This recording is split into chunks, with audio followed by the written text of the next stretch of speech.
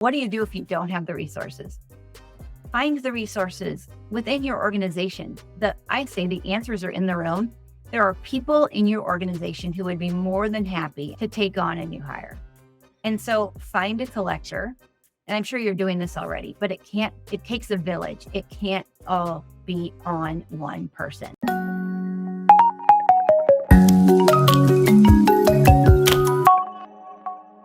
Welcome back to another episode of Arbeit. We have a very special guest today. We have Kelli Van Cleave Krueger of ACA International. She's the Director of Education. And today we're going to be talking about how to develop a training program for new employees.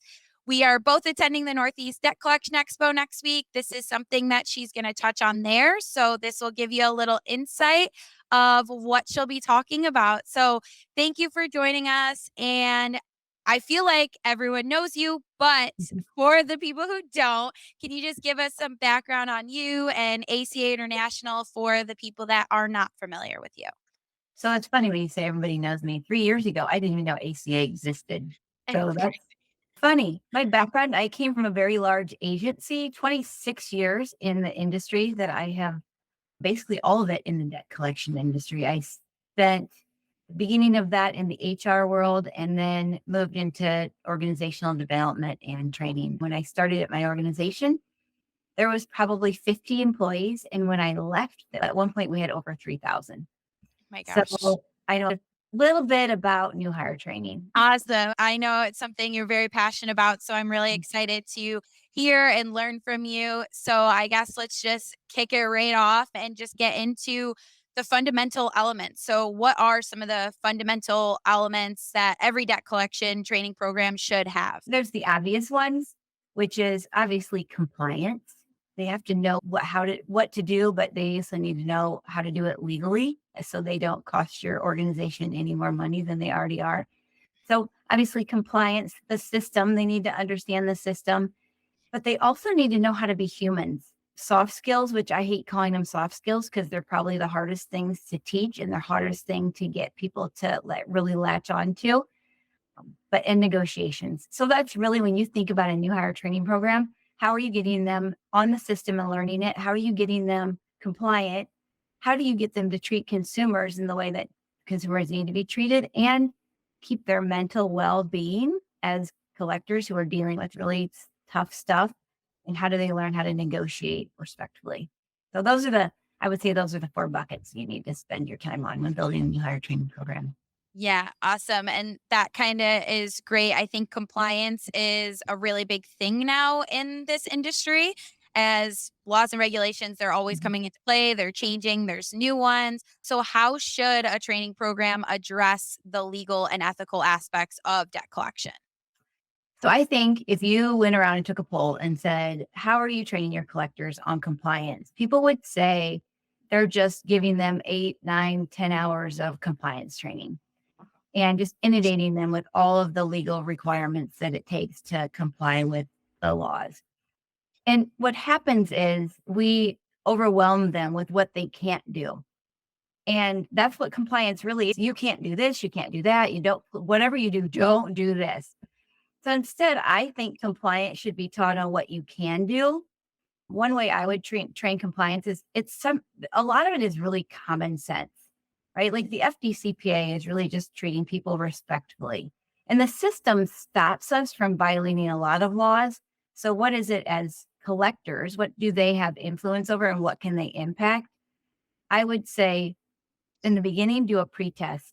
Just a common sense pretest. Ask them questions. If you have a consumer who you have their place of employment and you've tried to reach them at home, can you call their place of employment?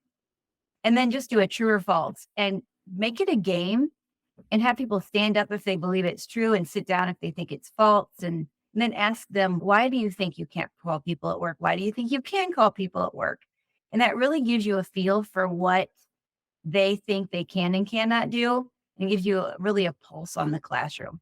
And then obviously teach compliance, but then teach it throughout training. So when you're doing role playing, make your role plays include compliance. When you're teaching the system, have the system training program include compliance. So it's not just 8 hours of FDCPA training, you're getting 2 weeks of compliance training with negotiations training, with people training, with system training.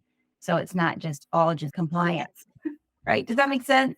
Yeah, yeah, for sure. I would just like think back of taking tests in school and like you just get stuff thrown at you and you're like, the test is on your desk and you're like, I don't remember anything at this Mhm. point. So definitely get that. And it sounds also like I feel like I would want you to train me because I feel like you're like going for more of a fun side of things Mhm. where, like, people don't just sit there and listen to someone talk, like, they're involved, they're getting up, they're doing Mhm. things, and I love that. I think that's really important also. Oh, yeah, if you've ever sat through any of my trainings, you're not sitting through any of Yeah. my trainings. And that's what new hire training should be. Like I say it's the spirit of the sandbox. We learn more between the ages of birth and 5 than we do our entire lives. And that's Mhm. because they learn through play. Yeah. So as adults, our attention span within 10 seconds, we're making our grocery list. Yeah. So I mean, whoever's listening to this has already started making their grocery list. So how do we make it so they're so busy and so engaged they can't work on their grocery list? Because compliance is so important that Mhm. if they miss one thing, they miss it, they've got you sued, Yep. right? So Yeah, yeah. Awesome. And I know you had mentioned one of the fundamental elements is negotiation and just communicating in general. So how can a training program ensure that new employees are well versed in negotiation and communication skills? teach them how to talk to one another. We script our collectors to be negotiators, and that doesn't work. To be a scripted negotiator, if things go off path, then you really don't know how to get back on track. I say teach them how to have conversations, teach them how to be curious instead of teaching them negotiations, right? And then have learn how to ask questions and really want to know the answers. Get them into a point where the question matters because they get to learn more about the consumer. That we have to remember that the person on the other end of the phone is a human being. And I know we talk about that a lot. In everything that we do, collections is all about human connection, or at least it should be, because we talk about empathy so much. And Mhm. empathy, it's hard. It really is hard, especially if you're in you've been in a collector or in the industry for a really long time, because you hear the same thing over and over again. So how do we teach empathy to our collectors in a way that they actually feel the pain of a consumer? So I would do it through activities, like have them live the life of a consumer who's been in poverty or a consumer who's going through debt, and give them scenarios and have them walk through where they would find the resources to pay off their debt. I went to this museum one time, and it was a museum on, I think it was World War II. And you basically walked in the museum and you got the dog tags of one of the soldiers, and you walked through the life of the soldier as he went through war. And in the end, you either survived or you didn't, but you got to experience everything they experienced. And that really helped me understand the war and what soldiers go through. That created empathy for me, right? So, how can we create empathy for our collectors? Is walk them through what it's like to live like a debtor, because it's not easy. And we think that they're just not paying because they don't want to. And that might be the case sometimes. But Mhm. COVID taught us people pay. If they have the Mhm. money, people pay.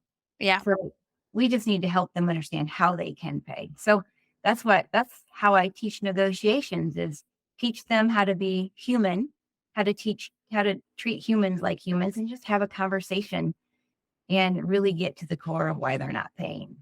Yeah. That's a really interesting story about the museum, and I feel like that can apply to so many different Mhm, things just in life, but for sure in the collection space, like just understanding mhm, consumers. And that word empathy, I feel like ever since COVID, we started to really use that mhm, word. And I don't think we did too much before that. And I think that since COVID, I mhm, feel like collections definitely shifted into being mhm. more empathetic for sure. Yeah, I just think we need to be careful at how much we use it. Instead, spend more time teaching Mhm. people what it means and what it looks like, what it feels like, and what it sounds like. Yeah. Yeah. Awesome. And is as far as technology, and we know collections it takes us a little bit Mhm. longer to implement some new technology, but does technology play a role in this modern debt collection training programs? Oh my gosh. So it's so funny when we're in it, we're in the industry, so we don't see what's going on outside. But every year I go to this training conference and there's 10,000 people there. And we spend time just networking, talking about what our training programs look like. And I started talking about the debt collection industry and our technology and what we use and what we have available to our members. And I was blowing people's minds. So Really? I would say we are blazing trails in regards to innovation and technology in the collection industry. Adoption might be where Mhm. we're slow, but holy crap, we've got, or holy cow, whatever. We've got some innovative. Now, can I talk about any of those vendors? I probably should not, but I can say in regards to technology in the learning side of things, I would definitely make sure that you get some way to manage your content. So a learning management system, a content management system. If you've ever been audited, you know that you sometimes have to go back years in regards to your content. You get audited and they're like, we want to see what your training content looked like 2 years ago. You have to be able to show that. And your content should be updated more than 2 years ago, as much as that clients is changing. A system where you can keep track of every change you make to your training content is really important. A learning management system, a learning content management system is really important. And then obviously we're doing so many trainings remote now that you need to have a really good way of engaging your people. And Zoom is good, but really look for other ways to get engagement in your staff. So like Slido, or I don't just look at, I'm not going to go through the laundry list of them, but if you want a laundry list, actually, I will put them in. I have an article in Collector Magazine that talks about how you can, what systems and what technology you should use. But I would focus really on engagement and how you can keep your people who are hybrid, some are remote and some are in house. How do you make connections? And that's the kind of technology you should really spend time on. Yeah. I won't name names either, but I want to just get your thought on like gamification platforms where there's incentives for Mhm. how many calls you make or how much money you collected, just stuff like that where it's on a TV screen, everyone sees it, they have competition. I feel like there's definitely some out there, but there's not a ton. But I would say, in my opinion, I think that would definitely be like great for training Yeah. purposes and get them like motivated to do that. Mhm. Are you like you agree with that? Is that something you I think mean, is helpful? I go back and forth. If you got it look at your audience, right? Know who your people are, and like is good if everybody can win. And I don't mean like everybody gets a trophy, but like everybody can win. So if I'm competing with, I'm a terrible runner. In fact, I hate to listen to myself die because I can't breathe when I'm running. So if I'm competing with a bunch of people who are better at running than I am, I'm going to give up. Yeah. So if True. let's just say I'm not a, a Gen Z, I'm not good at multitasking. So I'm not good at documenting my accounts while I'm on the call. So if the number of calls I take, if I'm competing against the Gen Z because they can talk and type, then I'm never going to win. Mhm. So I lose motivation. And in fact, I feel like I'm not winning and I'm losing. Yeah. So then I just give up and then I quit because I'm no longer engaged. So make sure that there is a way for everyone to win in gamification because, and first of all, some people aren't very competitive, so they Yeah. don't care. So make Right. sure that you have something that involves everyone. I love gamification. I love badges, but sometimes I like the public display of it, but there's definitely people who are like, I don't want people to know I'm really good. I don't Yeah. want people to know I'm winning. So please don't advertise that I'm the best because that's embarrassing to me. Yeah. I'm not speaking for myself. I'm talking for a friend. I like to, if I'm the best, I want people to know great at much. So if I'm good at something, I want it displayed. But so I love gamification. I just think you got to be careful. Yeah, Again, that that's makes sense. HR stuff too, right? That's Yeah. and that's my make sure you inclusivity, make sure that everybody has a chance to win, but it's not the old soccer thing where everybody gets a trophy too. Yeah. Yep. That makes sense. So everything that we just talked about, on average, what would you say the turnaround time is for getting a new employee up to speed on everything? Oh my gosh, I love this question. This is my favorite question because I answer it with a question. What is up to speed? Yeah. And so if you go and you ask ops managers, tell me what is competency? Like, how do you know they're doing a good job? Like, how do you know, for example, how do I know as a trainer, I've done a good job training these people? What does that look like? And if you don't have that, then up to speed, it's infinity, right? Like, I don't know what up to speed is. Yeah. So is it making a certain amount of calls? Is it collecting a certain dollar amount? Is it confidently navigating the system? Is it you don't ask me questions? What is competency? So figure that out first.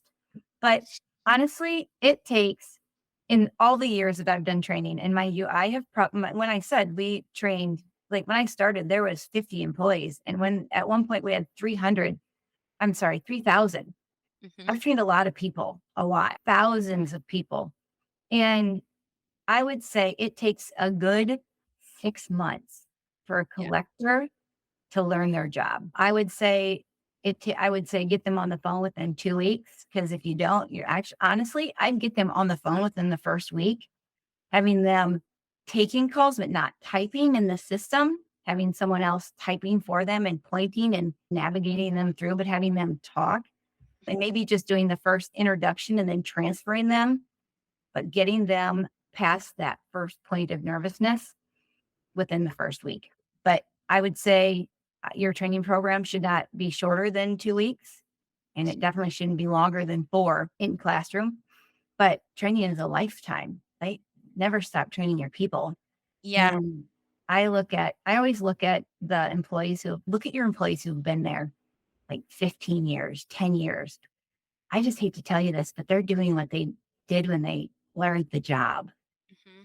So if you're not teaching them every day, everything that's changing and teaching them as if they're a new hire, then they're teaching your new hires how to collect 10 years ago.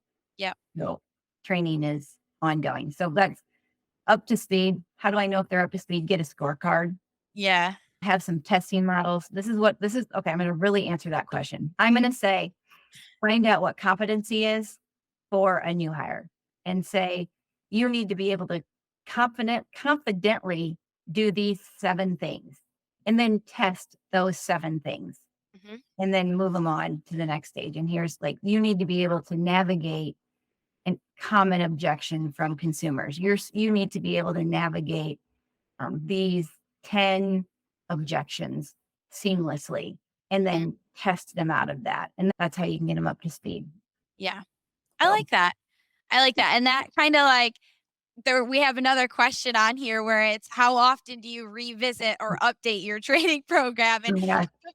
before I was even going to ask you that, I was like, I know it should be ongoing forever, but like you mentioned, there is definitely some agencies who Mhm, just don't update it. I think mhm, they do initial training, but they don't update it. And I've seen that in agencies being a vendor and going and mhm, seeing those first the old veteran collectors mhm. who they are, "This is what I know, this is what I do," and they're closed off to anything else. They think they are doing the right thing too. That's the hard part is those older collectors, they don't know that they aren't following the laws. Cause like we did a training on it, but we didn't then inspect what we expect. And or they were gone that day and we just handed a piece of paper around. Here's the thing. I think I'm going to answer this question with the question, whose responsibility is it to update the training material? Because I think it's everyone's. It's not just the trainers, it's the supervisors, it's the collectors, it's the managers who probably don't know the job, right? Managers don't know the collector job. Mhm. So they need to look at the material and say, oh, I didn't know this has changed, or this is how I would do it. And have people look at that and really do a call calibration, right? It's not really a call calibration, but it's the same thing. Do a content calibration with your Mhm. team. I have collectors look at the training material. So take a chapter every week and focus on that section or that chapter and give it to the collectors and say, this is what the training material says. Is this what you're doing? Yeah. Please mark it up. And there's downtime during collection when your collectors are waiting for calls. Mhm. Instead of having them do crossword puzzles or read a book, read training material and Yeah. let them give them a purpose. And you're updating it. Tell me what needs to change. Tell me what's wrong. And that really tells you the pulse of the floor too. Mhm. So that's, yeah, I'm going to say all the time. Yeah, I knew that answer for Yeah. sure. This question, I'm really excited to also learn more as far as like training tips, but we all know there's new hires that come from bad habits from maybe a not so compliant collection Mhm. agency or just has bad habits in general. How do you work with someone like that? It really starts with hiring. True? So make it part of your hiring process to determine how they do business. So if they have collection experience, ask them, okay, give them a scenario. This is, you have a consumer on the phone who yada, yada, yada. How do you handle it? And, or you get disconnected. The consumer hangs up on you and you are in the middle of getting the largest payment of your life. And you're in the consumer's in the middle of saying, yeah, my checking account information is 126 and click. What do you do? And that really tells you, give scenarios like that where bad habits are. If they say, oh, I call them back because I assume that since they were in the middle of a call, in the middle of the sentence, that they didn't mean to hang up on me. Right. And compare that against what your policies are. And that kind of tells you what their bad habits are. And then HR needs to tell you that. HR needs to say, here's how they responded to these questions. Or HR needs to say, okay, so our policy is this. How do you feel about that? You might lose out on the largest payment you've ever had because we don't let you call back. We take compliance we take it very seriously. We're never in the gray. We're always in between the lines and sometimes narrow lines that we build on our own. So how would you navigate that? But when they get into the classroom, this is you start it by saying, this is how we do business. Mhm. Our culture is this.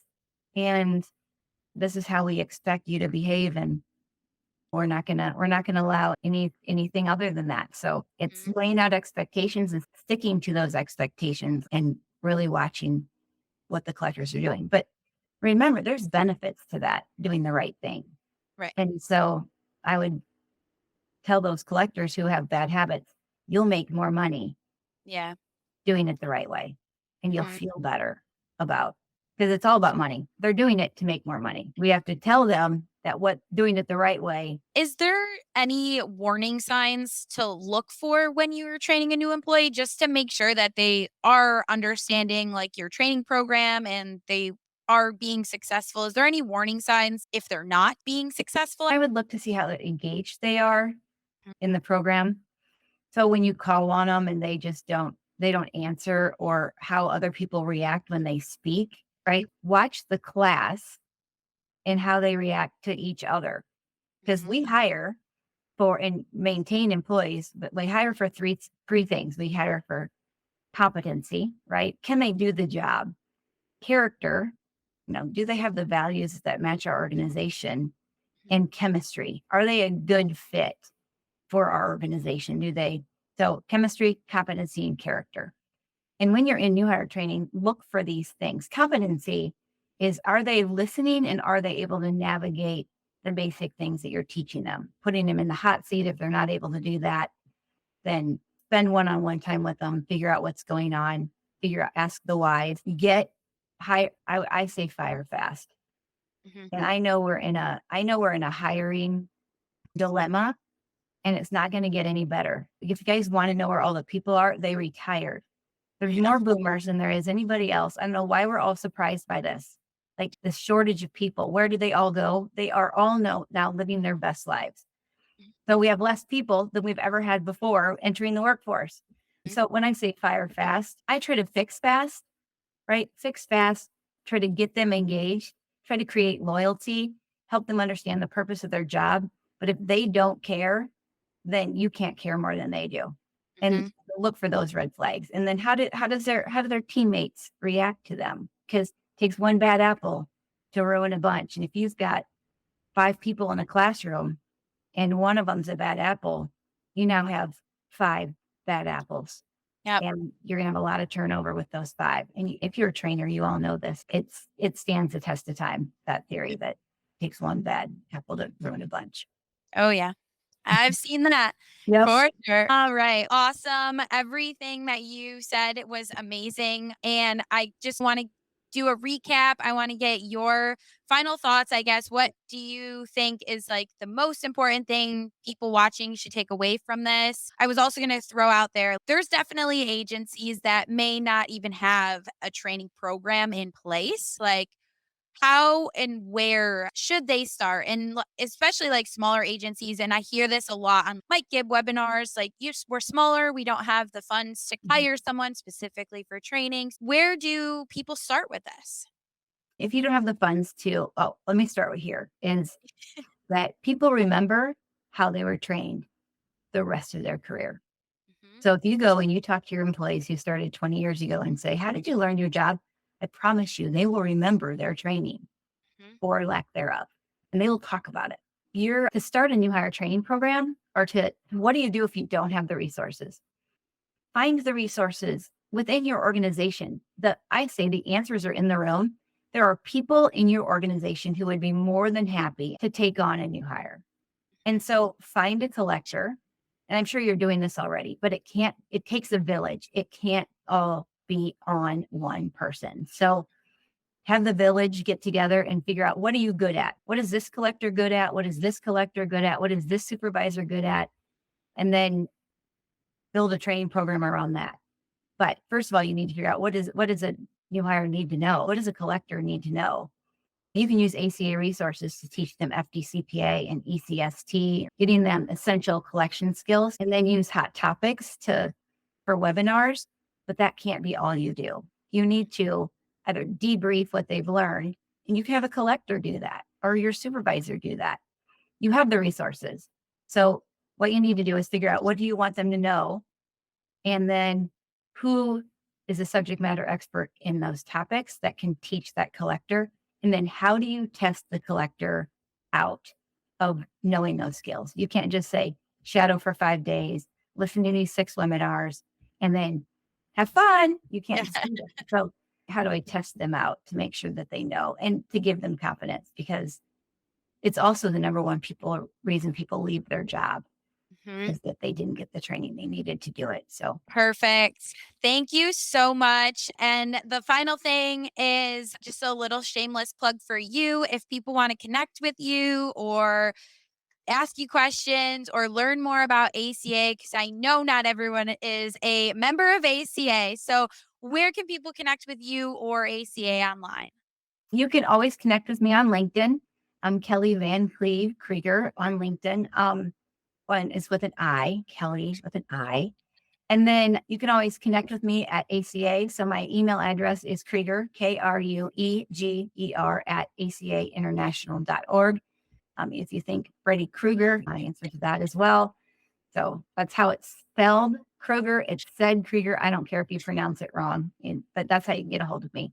And or at unit meetings, I feel like I'm going to a bunch of them. If you have questions about new hire training, you can obviously tell I'm super passionate about it. It is what will help people create loyalty in your organization. If you don't have a new hire training program, then you are missing out on a really important step. It is the brand of your organization. How you onboard your new hires is your brand. And if you're having problems keeping your people, I can guarantee you it's probably training that's stopping them from staying. Perfect. We will definitely put your information with this video to make it easier for everyone so no one has to compare you and Freddy Krueger. Thank you. But thank you so much. This whole topic has been amazing. I'm sure everyone watching learned a lot. I know I did. So thank you again, Kelly, for coming on. It's always great talking to you. And Always so great we'll talking to see you. we'll see you at Northeast Debt Collection Expo. Yeah, so excited. See you all there.